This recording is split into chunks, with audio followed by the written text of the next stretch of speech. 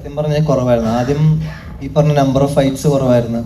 First the number of fights in the movie was less.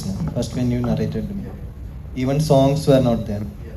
So ഇത് ഇങ്ങനെയുള്ള കാര്യങ്ങൾ സത്യം പറഞ്ഞാൽ എൻ്റെ അടുത്ത് പറയുന്ന സമയത്തില്ല. കഥയുടെ കൂടെ തന്നെ സിറ്റുവേഷൻ. അപ്പോൾ ഒരു സോങ് ഉണ്ട്, കല്യാണ സോങ് ഉണ്ട്, ഈ പറഞ്ഞ തയ്യത്തക്ക കല്യാണം ഉണ്ട്. അത് കഴിഞ്ഞിട്ട് പിന്നീടാണ് സെക്കൻഡ് ഹാഫിൽ അവരുടെ സ്ക്രിപ്റ്റിംഗ് പ്രോസസ്സിലാണ് ഫൈറ്റ്സ് കൂടുതലായിട്ട് ആഡായി വന്നതും.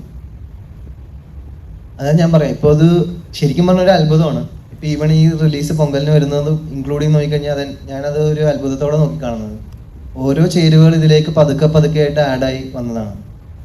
ഈവൻ ലാസ്റ്റ് നമ്മൾ കാതൽ സടുകുട് റീമിക്സ് ചെയ്തത് പോലും അതും ആദ്യം ഒരു പ്ലാനിൽ ഉണ്ടായിരുന്നെങ്കിലും അതൊരു പോയിന്റിൽ അത് വേണ്ട എന്ന് വെച്ചിരുന്നു. പിന്നീട് അത് വന്നു.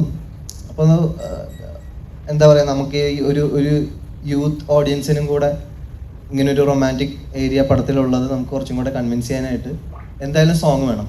സിനിമ കാണുന്നതിന് തിയേറ്ററിലേക്ക് അട്രാക്ട് ചെയ്യണമെങ്കിൽ കുറച്ച് ഘടകങ്ങൾ വേണമെന്ന് പറയണ പോലെ അങ്ങനെ ഓരോന്നും വന്നു ചേർന്നതാണ് വലിയൊരു സന്തോഷമായിട്ടും വലിയൊരു ഭാഗ്യമായിട്ടും കാണുന്നത്.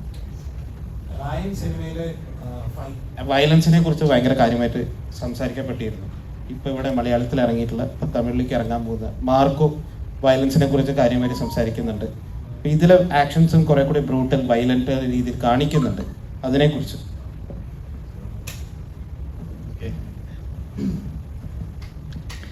அந்த மாதிரி வயலன்ஸ்குள்ளே நான் போகல.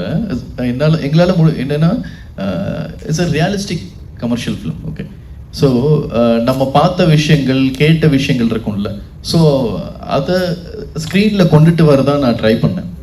எமோஷன்ஸ் இருக்கிற மாதிரி கோபம் இருக்க தான் செய்யும், வயலன்ஸும் இருக்க தான் செய்யும். ஆனால் அது நம்ம ப்ரொஜெக்ட் பண்ணுற விஷயத்தில் இருக்குது. ஸோ என்னால் முடிஞ்ச அளவுக்கு அதை லைவாக கொண்டுட்டு வந்திருக்கேன். கண்டிப்பாக பிடிக்கும்.